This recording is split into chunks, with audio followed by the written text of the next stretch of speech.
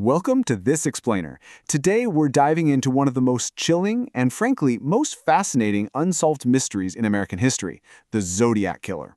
We're talking about a phantom who completely terrorized California and captivated the entire nation.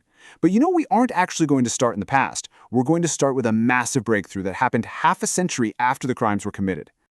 Just listen to this eerie, purposefully misspelled message. I hope you are having lots of fun and trying to catch me. That wasn't me on the TV show. I am not afraid of the gas chamber. For 51 years, those exact words were locked away inside the infamous Z340 cipher. It literally wasn't until December of 2020 that a team of private citizens, a software engineer, a mathematician, and a programmer, finally cracked it. Decades after the terror began, the Zodiac was still somehow speaking to us from the past.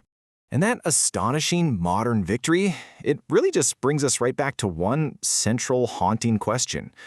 Who was the Zodiac?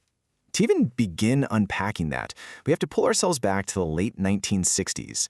We need to uncover the dark reality of a killer who didn't just commit heinous acts, but intentionally turned murder into an absolute media spectacle. Section 1. The confirmed murders. Let's flash back to December 1968 and lay out the clinical, rapid facts of this attacker's violence in the San Francisco Bay Area.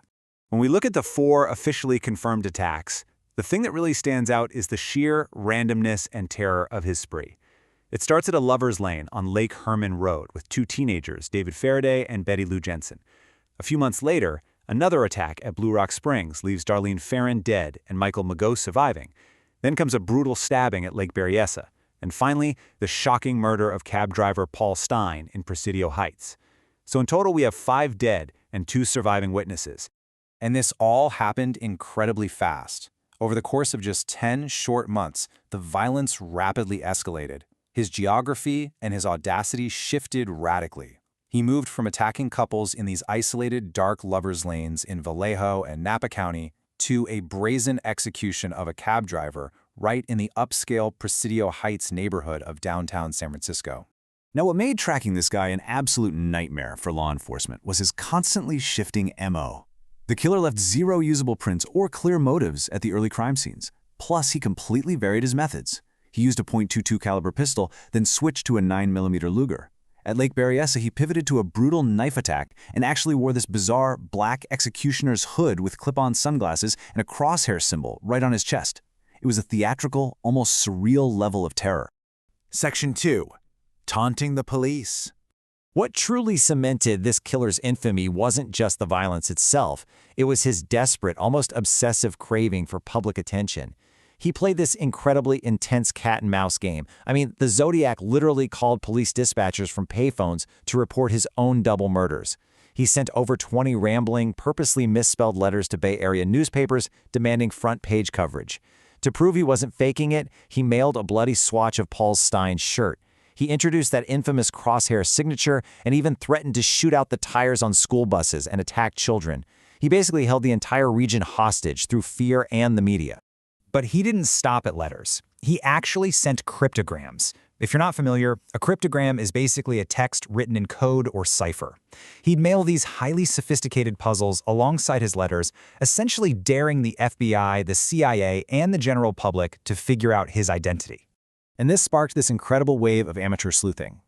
The first cipher, the Z408, was set in 1969, and it was cracked almost immediately by a local teacher and his wife. They weren't government agents. They just cleverly guessed that the killer would use the word kill and use that as a crib to break the code.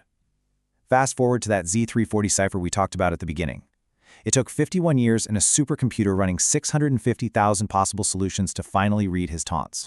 But here's the kicker. Despite those historic breakthroughs by civilian codebreakers, the mystery isn't entirely solved. In April 1970, the Zodiac sent a letter starting with "My name is," followed by a really short 13-character string known as the Z13 cipher. To this day, along with a 32-character map code he sent later, this specific name cipher remains entirely unsolved.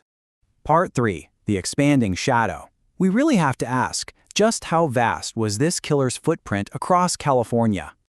Well, there is a massive discrepancy when you compare the official police tally of 5 confirmed dead against the massive box score the Zodiac claimed for himself in a 1974 letter. He claimed 37 victims. Now, this showcases his massive ego, for sure, but it also highlights his extreme unreliability as a narrator.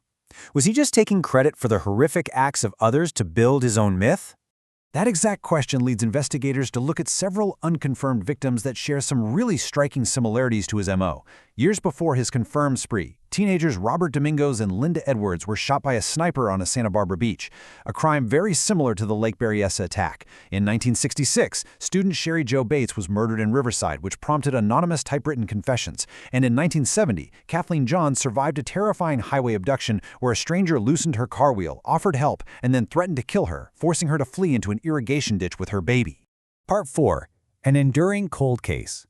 Let's look at the legacy of this investigation, the suspects, and the chilling reality that he was never caught. Over the years, Detective Dave Toshke literally filled 8 filing cabinets with potential suspects. 8. Yet out of all those names, only one man was ever officially named by police, a former elementary school teacher named Arthur Leigh Allen. While a lot of circumstantial evidence continually pointed in his direction, he was never charged, and he passed away in 1992. Given the massive passage of time, the status of the investigation has definitely fluctuated. The San Francisco Police Department actually marked the case inactive in 2004 due to heavy caseload pressures, though they did reopen it in 2006. Meanwhile, jurisdictions like Vallejo and Napa County have never closed their cases. They're sitting open to this very day. And here is exactly why keeping those cases open absolutely matters. The march of technology simply refuses to let this case die. Remember Donna Lass, the missing nurse from 1970, who was a suspected Zodiac victim? Just recently, in 2023, modern DNA profiling identified a skull found in the Sierra Nevada mountains way back in 1986 as belonging to her. Now, while it doesn't definitively link her death to the Zodiac, it proves that modern science is still actively piecing together this 50-year-old puzzle. So that leaves us with one final haunting thought. We've seen everyday citizens crack his codes half a century later, and we've seen DNA solve decades-old missing person cases. Will modern forensics, or perhaps the relentless ongoing obsession of amateur internet sleuths, ever finally unmask the most elusive killer in American history? It's a chilling question, and one that ensures the Zodiac's dark legacy continues to cast a long shadow today. Thanks for joining me on this explainer. Keep questioning and keep learning.